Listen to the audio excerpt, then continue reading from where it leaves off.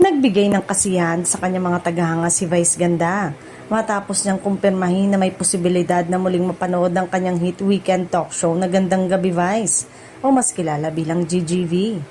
Sa isang panayam, ibinahagi ng Unkabogable Star ang maikli lamang ang itatakbo ng kasalukuyan niyang programa na Everybody Sing dahil limitado lang ang bilang ng mga episode nito. Dahil dito, maaari na umano siyang maglaan ng oras para sa iba pang proyekto pagkatapos ng naturang show. Nang tanungin tungkol sa posibilidad na maibalik ang Gandang Gabi Vice, hindi itinanggi ni Vice Ganda ang plano. Sa halip, sinabi niyang maaari nilang simulan ang pagtitape ng programa matapos ang pagtatapos ng Everybody Sing kung magiging maayos ang lahat ng paghahanda. Hopefully, maikli ngunit makahulugang tugon ni Vice nang tanungin kung matutuloy ang pagbabalik ng kanyang sikat na late night talk show.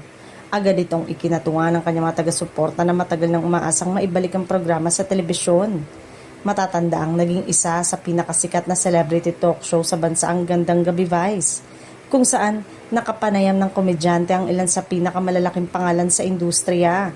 Bukod sa mga nakakaaliw na usapan, nakilala rin ang programa sa pagbibigay ng mas personal at emosyonal na kwento ng mga panauhin nito.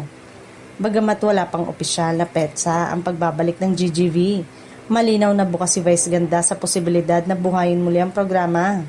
Para sa maraming tagahanga, sapat na ang kanyang pahayag upang umasa na muling mapanood ang isa sa pinakaminahal na talk show sa telebisyon.